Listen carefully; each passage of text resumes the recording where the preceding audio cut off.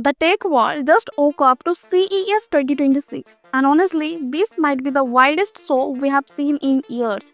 Nvidia dropped a chip platform that brings 5 times more power than their last generation for certain AI tasks and cost 10 times less per token.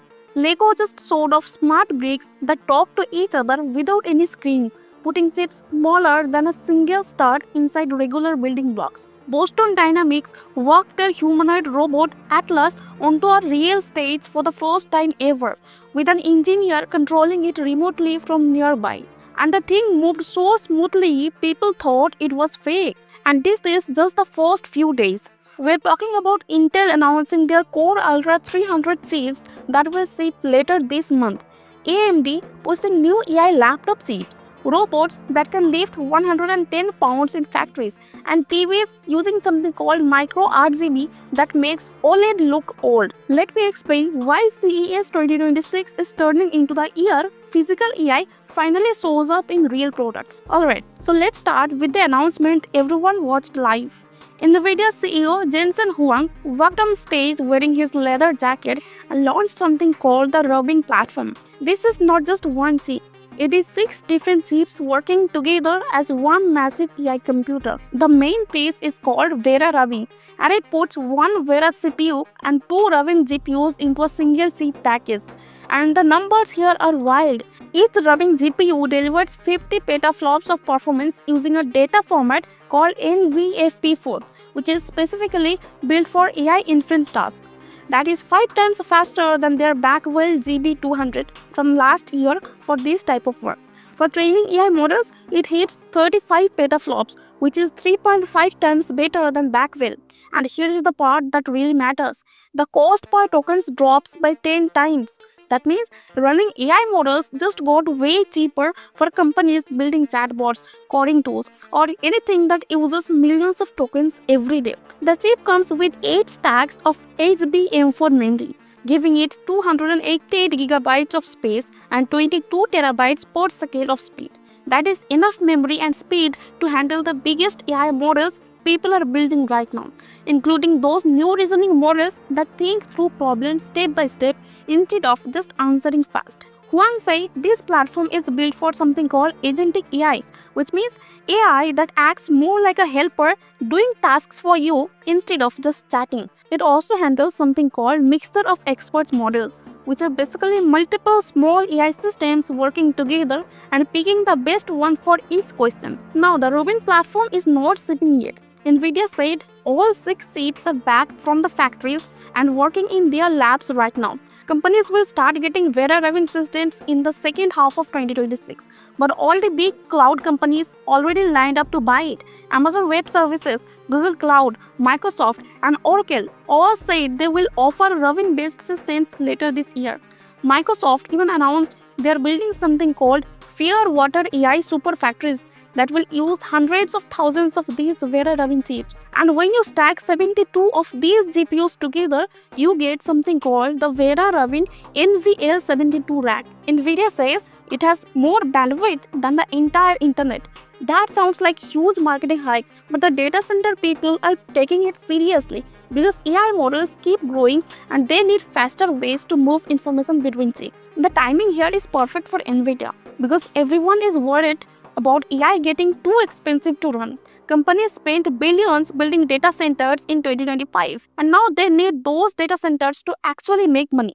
Rubin promises 5 times more performance for inference work and 10 times lower cost per token, which means the same AI model can answer way more questions for way less money. That is the kind of jump that keeps the AI boom going instead of crashing. And honestly, Nvidia needed this win. Their stock briefly hit $5 trillion in market value in October 2025, becoming the first company ever to reach that level. But it has since dropped back to around $4.6 trillion because people started asking whether AI is actually worth all this spending. Now, Nvidia have proved that the next generation will be cheaper and faster, which calms everyone down. The crazy part is Nvidia also announced something else called Rubin CPX. This is a whole new type of GPU built just for handling huge amounts of text at once. We are talking about AI models that can read and remember millions of words or tokens at the same time, which is basically what you need for things like coding helpers that look at your entire code base or video creation tools that need to remember every frame. Rubin CPS comes with 128 gigabytes of GDDR7 memory and delivers 30 petaflops of computing power using that same NVFP4 format. It is 3 times faster at something called attention work, which is the part of AI that decides what information matters. And get this, Nvidia says companies can make $5 billion in token money for every 100 million they spend on Rubin CPX systems. That is 50 to 1 return, which sounds impossible. But if AI keeps going the way it has been, those numbers might actually work. And then Nvidia rolled out a bunch of AI models for robots and self-driving cars. They showed off something called AlphaMyo, which is a set of tools and information for training robots and vehicles to think through hard situations. These models are open source, which means anyone can use them for free. One said they are sharing the training data too, not just the models, so people can actually trust where the AI learned its behavior. Nvidia also updated their Drive AV software, which is the system that powers hands-free driving in cars. It is launching in the United States this year starting with Mercedes-Benz, and it includes full highway driving plus city driving with no hands on the wheel. That is level 2 plus help, which is basically one step below full self-driving. People on X went crazy the moment Nvidia finished the talk. Screenshots of the Vera Rubin details flowed everyone. Some users were comparing the 5 times performance boost to what happened when GPUs first showed up for gaming. Others pointed out that the 10 times cost drop might finally make AI profitable for smaller companies. A few doubters said the numbers sound too good and asked whether Nvidia is measuring things fairly, but most reactions were pure excitement. Elon Musk even tweeted that Nvidia Rubin will be a rocket engine for AI, and he said, if you want to train frontier models at scale, this is the building blocks you use. Coming from the guy building XTI and running huge GPU groups, that is a big stamp of approval. Now, while Nvidia owned the cheap conversation, Lego absolutely stole the show with something nobody expected. The company had its first ever CES press event, and they showed off the smart brick. This is a regular 2x4 Lego brick, but inside it has a chip smaller than a single Lego stud. The chip is called an ASIC and it runs something Lego calls the Play Engine. The brick has sensors that can feel motion, direction, and even magnetic fields. It also has a tiny speaker, LED lights, and something that tracks movement. And the whole thing works without any screens, apps, or internet connection. You just build with it like normal Lego and it responds to how you play. The system includes 3 parts: the smart brick, the smart tag, and the smart minifigure. The smart tag is a 2x2 flat tile with no bumps on top, and it has a unique digital ID inside. When you put the smart tag near a smart brick, the brick reads the ID and knows what it should become. So if the tag is from a Star Wars X-Wing set, the brick makes spaceship sounds and lights up like engines. If the tag is from a duck, the brick quacks. The smart minifigure works the same way. Each character has a digital ID, and when you place it on one or near the smart brick, the brick knows who it is and acts differently. A grumpy character might make angry sounds. A hero might play victory music, and here is where it gets wild. The smart bricks can talk to each other using something Lego built called BigNet. It is based on Bluetooth, but it uses a system called neighbor position measurement, which means the bricks know exactly where other bricks are and how they are set up. So if you build a spaceship with 2 smart bricks, they work together to make sounds that match the whole ship instead of just playing random noises. The bricks also know if they are stacked up and down or laid flat or turned upside down. The movement tracker inside follows all that movement in real time. So when you fly a spaceship around, the sounds change based on how fast you are going and which direction you are turning. Lego said this is the biggest change to their system since they created the minifigure in 1978. The platform has over 20 features that got patents, And everything works with regular Lego bricks. You can make smart bricks with your old sets and they still click together perfectly. The brick starts without wires using a charging pad Lego built, and the battery lasts long enough for normal play types. And in case you are worried about privacy, Lego said BrickNet has strong safety features and does not connect to the internet at all. Everything happens locally between the bricks. The first smart play sets are all Star Wars themed and they launch on March 1st. You can pre-order starting January 9th. There are 3 sets. Darth Vader's TIE Fighter costs $70 and includes 473 pieces with 1 smart brick, 1 smart tag, and 1 smart Darth Vader minifigure. Luke's Red 5X Wing costs $100 with 584 pieces, 2 smart minifigures, 1 smart brick, and 5 smart tags. The biggest set is the Throne Room Duel and a wing for $160 with 962 pieces, 3 smart minifigures, 2 smart bricks, and 5 smart tags. Yeah, these are more expensive than normal Lego sets, but you are basically getting tiny computers hidden inside regular bricks. Julia Goldin, Lego's chief product officer, said they built this because kids are digital native now. They grow up with screens everywhere. But Lego wanted to bring tech into physical play without replacing the building experience. And honestly, it is pretty clever. Instead of adding screens or apps, they put all the smarts inside the bricks themselves. The play stays hands-on and creative, but now your builds can react and respond. When a smart minifigure gets hit by a car you built, the brick makes a sound showing the character is annoyed. When you attach a smart brick to an X-wing and do a barrel roll, the engines speed up. It feels alive without feeling digital. Now let's jump to robots, because CES 2026 is absolutely packed with humanoid news. Boston Dynamics showed up with Hyundai and put their Atlas robot on stage for the first time in public, and people were not ready for how smooth this thing moves. Atlas walked out, stood out from the floor, waved to the crowd, and turned its head like an owl. The whole demo was controlled by a person nearby using a tablet, but the movement looked so natural that half of the audience thought it was a person in a suit. It was not. That was the real robot, and it moves better than anything we have seen outside of computer graphics. Boston Dynamics announced that the production vision of Atlas is already being built right now. It is going into factories in 2028, starting with Hyundai's electric vehicle plant near Savannah, Georgia. The robot has 56 different ways it can move across all its joints. It can lift up to 110 pounds, reach up to 7.5 feet, and work in temperatures from -4 degrees to 104 degrees Fahrenheit. That range matters because factories are not always climate controlled and robots need to handle real conditions. Atlas is fully electric now, which means no more liquid pressure systems. The older test versions used those systems, but they were loud, heavy, and needed constant fixing.